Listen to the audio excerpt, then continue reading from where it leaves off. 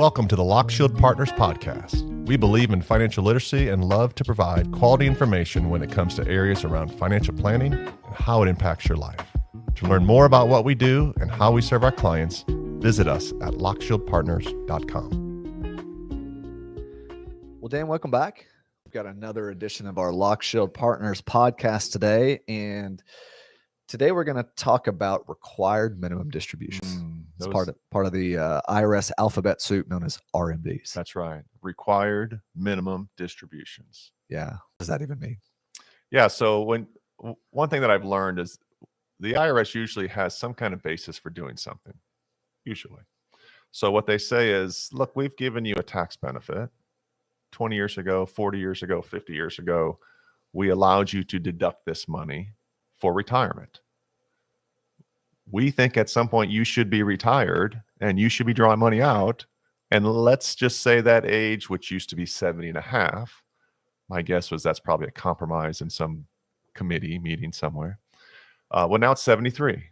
So at age 73, the IRS simply says you have a required minimum distribution that we want you to take out. So essentially what they're saying is, hey, we've allowed you to defer taxes on this money for potentially decades, and we're ready for our cut. We're ready. We want to be paid. We want to be paid. That was put into effect in 1986. Okay. And really just stayed the same forever until a few years ago. The Secure Act 2.0 increased the age where you have to begin. It's now 73. And for whatever reason, in the year 2033, it will go to age 75. Okay. Again, probably some compromise between the two sides coming up with the rules. Right. And I would imagine that ultimately those years started to be pushed back because a couple of reasons. People live longer now. Sure. In a lot of cases, people work longer Sure. now. So there may be a few reasons with that. So in our early 70s, maybe 70 and a half, maybe 73, for some people out there, 75, the IRS is going to force us to start taking money out. So how much? Yeah. Sometimes people say, I got to take it all out when I turn whatever. And it's like, no, that's not how it works. It's actually a reasonable amount. So the IRS gives us a table, and there is a number they call factor. And so you take your December 31st balance of the previous year, okay, divide it by the factor. So when you're 73, that factor is 24.7. That factor actually represents, and I'm not sure who the actuarials are for the IRS, but it's what they say is your life expectancy. Okay. So if you're 73, what they're saying is you're going to live another 24.7 years. That's nice to know. I guess. So from a percentage point of view, if you divide 100 by 24.7, that's the percentage. It's 3.65%. Which is a fairly reasonable distribution rate. That's exactly right. And from a financial planning point of view, we would tell you the old safe withdrawal rate at 65, which, whether that's right for you or not, that's a may or may not be, is 4%. So basically the IRS is not going to bankrupt us. They are not going to bankrupt you. Now, every year that factor decreases, which means that the percentage of distribution goes up, increases to the point where, Clark, if you live to be 115 and still have traditional IRA assets, the factor's 2. You better take out half of it. You got to take out half of it.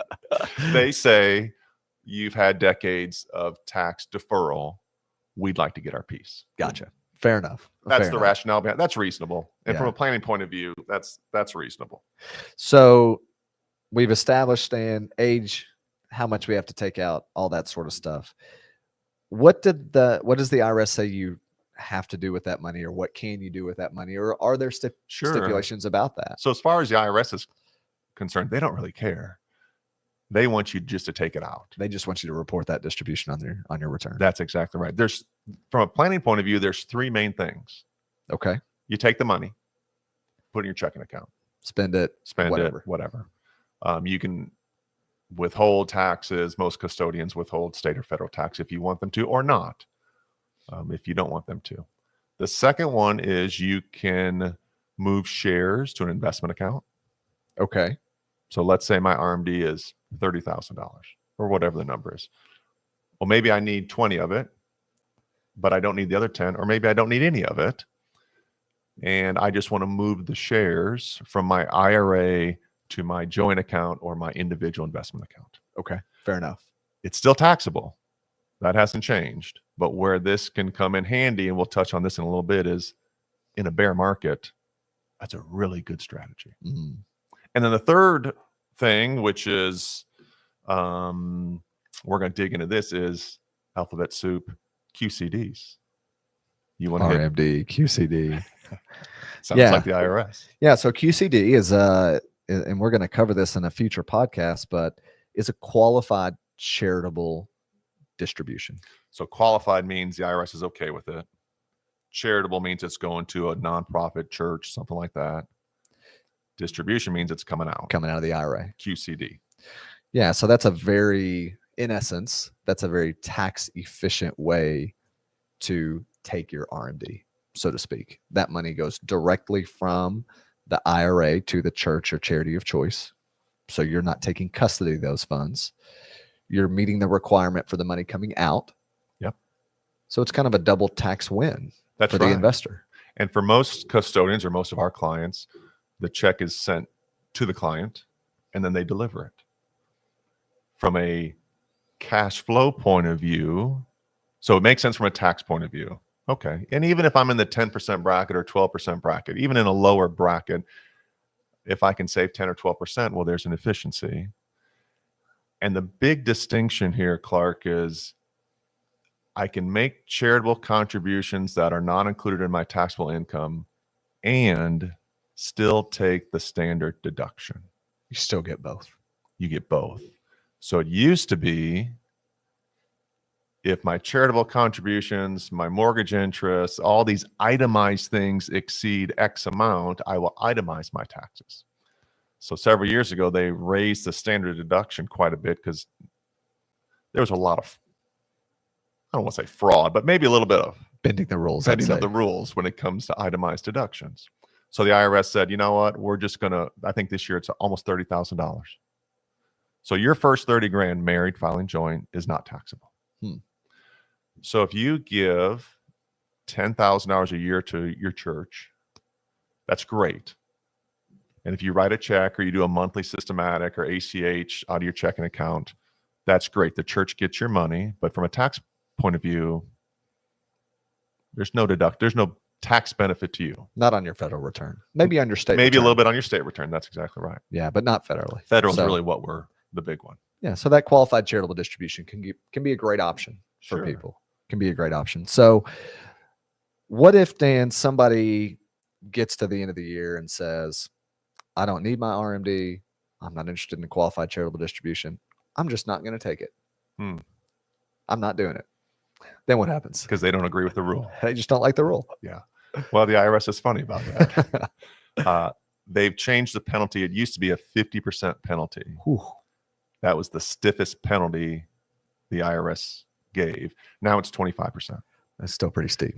And you still got to take the money out and pay taxes on it. So let's put some math behind that. So if somebody has a $20,000 RMD, required to take $20,000 out of their IRA for the year, and they don't do it. So immediately there's a penalty of 25%. So that's a $5,000 penalty. And then the $20,000 distribution is still taxable on top of that. That's taxable. That's exactly so right. They probably end up paying 35, 40, 50% on whatever their tax rate is. Yeah. So you want to make sure you stay on top of those. One thing that I've learned over the years is the IRS is my experience has been, is they're pretty understanding if someone's made an honest mistake. We've had clients who have come into our office who are in their late 70s or 80s, and we start talking about their RMD, and they say, What's that? And they've never taken one. So if for whatever reason you find yourself in that spot, if you're proactive and contact the IRS and say, look, I've made this mistake. I went ahead and made the distributions. My experience says they're pretty good at waiving that penalty. Good to know. But you better be proactive about it. If they catch it, probably no forgiveness. Probably no forgiveness. That's exactly right. So then from a time frame standpoint, so we know on contributions, the IRS allows us to wait until up to the tax filing deadline to make contributions for the previous year. So in other words, if somebody wants to make a 2024 IRA contribution or Roth IRA contribution, they could do that all the way up until April 15th of 2025. Does that same rule exist for a required minimum distribution? It does not. So Okay. it has to be done by December 31st, except because the IRS has Always to an make it- exception. There's always an exception. Your first year, Okay. the first year you're required, So when I turn 73, right? If you want, Clark, you could defer that until April 1st, the year following your 73rd not the birthday. 15th. Now, that doesn't relieve your responsibility of taking that year's distribution as well. So essentially, you could waive it for a year, You could delay it for 3 months. not waive it, delay it for a year, but you would, in You- essence, have to take you'd have to 2 take years two worth of and- distributions Yeah, in 1 which year. I've yet to see where that makes sense. Yeah, probably not. Probably Yeah, not. Okay. probably not. Okay. Good to know. Yeah. So it's not uncommon for folks to have several different retirement accounts. Right. How does that work? Yeah. So IRAs, of course, the I stands for individual. So husband and wife, those are separate. So the IRS aggregates a taxpayer's IRA. So you can have 3 IRAs and you can aggregate your RMD. So Fair let's enough. say, for example, you've got 100 grand in an IRA CD and you've got money invested, and maybe there's a down year in the market and you really don't want to sell your shares, but you need the number one, you have to take the RMD and you need the cash. Well, great. Go to your CD IRA, Great. which is different than if you have a 401k or a 403b. Those are viewed by the IRS as separate. So if you have a 401k and an IRA, you have to take an RMD from both. From both. You cannot combine those. Great. Now there is, Dan, a kind of an exception that in some cases, if you're still employed Right. beyond that RMD age, which does happen It from happens, time to sure. time, and you're still actively contributing to that 401k, then what?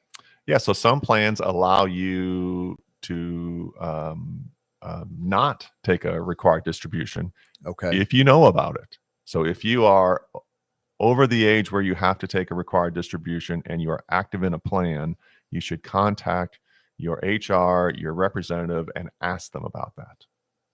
That would make perfect sense not to, because essentially you're putting money in and then taking money out. Right. What's the point? What's the point? I would say the biggest part of this, of QCDs,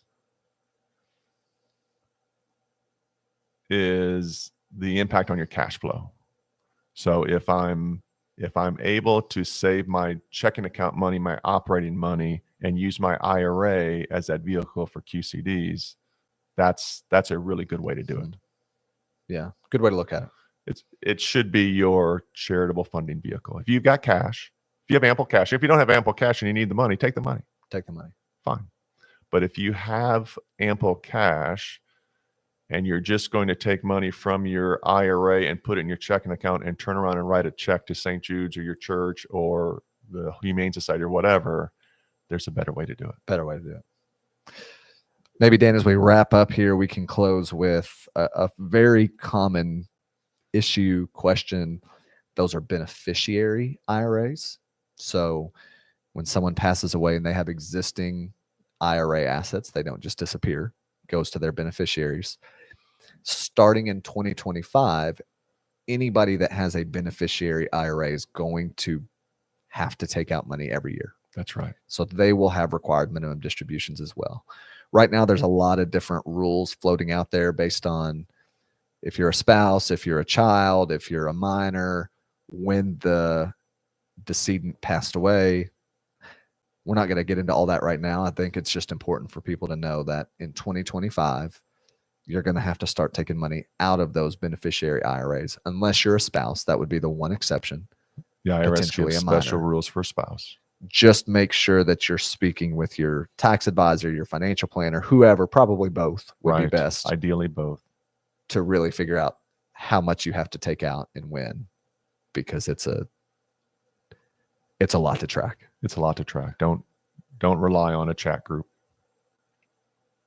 for No. this one. No. Well, thank you for joining us today. If you have questions on required minimum distributions or RMDs, make sure to check out our website at lockshieldpartners.com.